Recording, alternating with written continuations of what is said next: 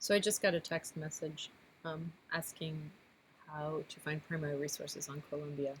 And no matter what I put on the annex, I seem to get this question every year.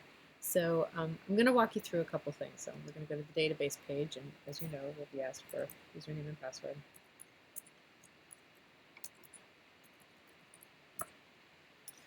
And I'm going to just put Columbia in the title and do a search. We're going to look for Columbia in the title. We're going to look for the word independence.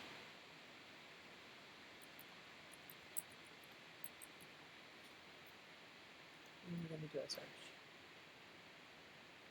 And we're going to look at this article, not necessarily because it's a primary source, because it isn't, but because it's going to get us to a primary. It's going to get us the tools we need for a primary, to access a primary source. So I come here, and it says I'm not currently logged in, so I have to take care of that first. And we're going to use the school username and password. Now we have the full article. And you can navigate this very slow way to try to find what it is that you need, or you could download the PDF and accept the terms, and you can start to read through the article and look for the big headings, because obviously we're looking for the section on independence. So that's the colonial patterns, and we're going to keep going. It's a long article.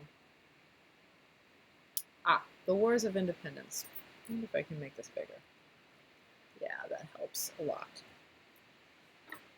So what we have here are all these fabulous terms that are going to help us. So now if we take these search terms about the War of Independence and we search a historical newspaper for those terms, then it's going to lead us to primary sources. Those are the ones that we're going to use. Now remember what I said in class was that if we were to use today's newspaper as a primary source, I would say you're out of your mind.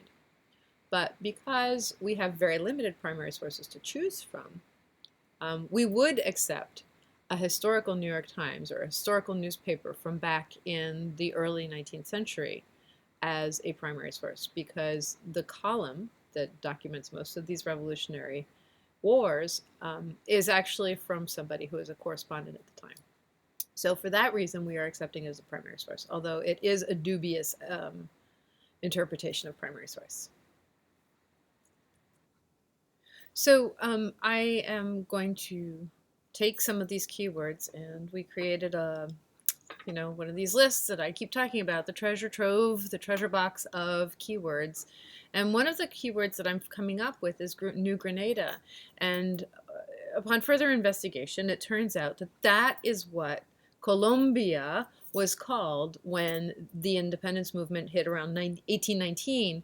So they named the province New Granada. They appointed a new leader there, and so we're going to dig a little bit deeper in this article and look for instances of the word Granada. So here I hit this point saying the newly appointed Captain General of New Granada, Francisco de Montalvo. So let's go into our database of historical newspapers. And here we are. And I'm going to look for Montalvo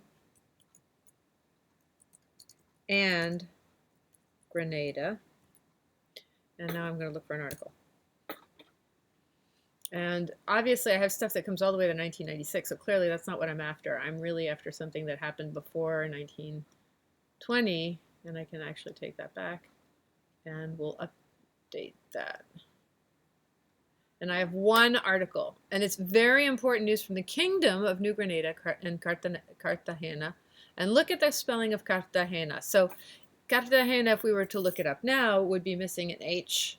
So back then it was Carthaneja with an H here. And so one thing that changes, and this is true for Chile, Chile also was Chile, C-H-I-L-I. So the names of communities, of kingdoms, of countries all change as you go through time. So it's important to really have a real clear handle on what it is that you want.